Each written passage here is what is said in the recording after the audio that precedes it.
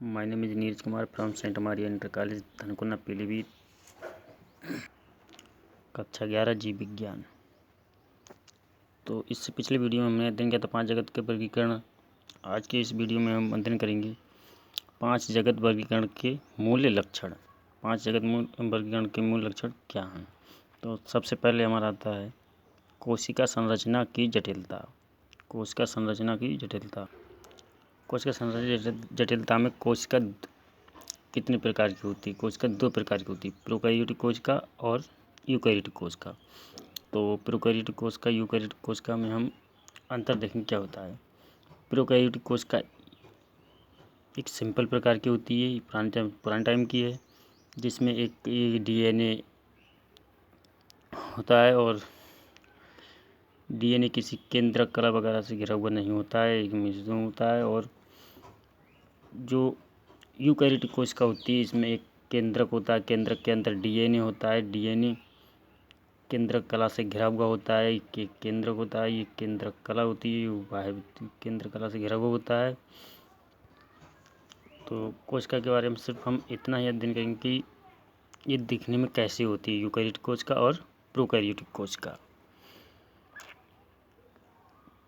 क्योंकि पादप कोशिका और जंतु कोशिका में क्या अंतर होता है? तो पादप कोशिका जो होती है इसमें हरित लवक पाया जाता है, हरित लवक, ये जो हरित लवक पाया जाता है और जंतु कोशिका में हरित लवक नहीं पाया जाता। यदि जंतु कोशिका में हरित लवक पाया जाता तो मनुष्य भी स्वपोषी होता, वो अपने आप से धूप में प्रकाश संश्लेषण के द्वारा अपना भोजन बना लेता। तो इसीलिए इसमें सिर्फ अंतर इतना ही होता है। और इसके बारे में अधिक अध्ययन कोशिका चैप्टर में करेंगे। तो इसमें जो प्रोकैरियोटिक कोशिका होती है इसमें केवल हम जगत जो होता है हमारा, इसको मोनेरा जगत को रखते हैं, जिसमें सभी पृथ्वी पर पाए जाने वाले जीवाणुओं को रखा जाता है। जिसमें प्रोकैरियोटिक कोशिका जीवाणु जगत मोनेरा में रखा जाता है जीवाणु को। यूकैरियोटिक कोशिका में कवक, प्रोटिस्टा, पादप, जंतु, इनको रखा गया है।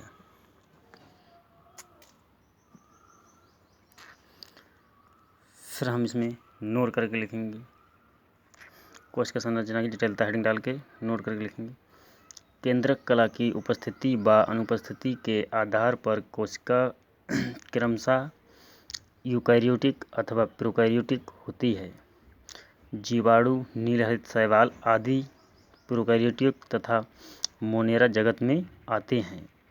शेष सभी जीव यूकैरियोटिक होते हैं, जिन्हें कवक, प्रोटिस्टा, पादप, जंतु, इन सभी वर्गों में रखा गया है। फिर इसके बाद दूसरा लक्षण आता है शारीरिक संगठन की जटिलता। शारीरिक संगठन की जटिलता इसमें एककोशिकीय, बहुकोशिकीय। एककोशिकीय जैसे अमीबा, पैरामीशियम, यूग्लिना, इनको जगत प्रोटिस्टा में रखा गया है। फिर बहुकोशिकीय में आते हैं पादप, कवक, जंतु। तो हम एककोशिकीय अध्ययन करेंगे। कोशिका की संख्या के आधार पर नोट करके लिखेंगे, कोशिका की संख्या के आधार पर जीव एककोशिकीय अथवा बहुकोशिकीय होते हैं। एककोशिकीय जीव जैसे अमीबा,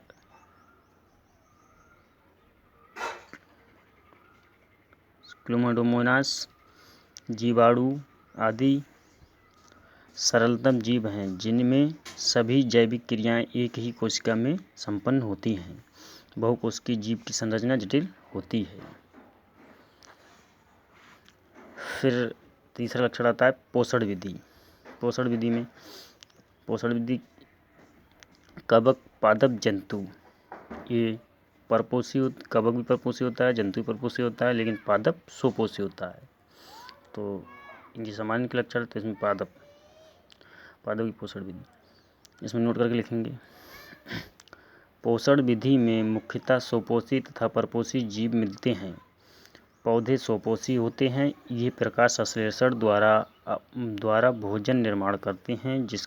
इसके अतिरिक्त पौधे विषमपोषी भी हो सकते हैं, परजीवी भी होते हैं, सहजीवी भी होते हैं मृतोपजीवी भी तथा कीटभक्षी भी हो सकते हैं, होते हैं।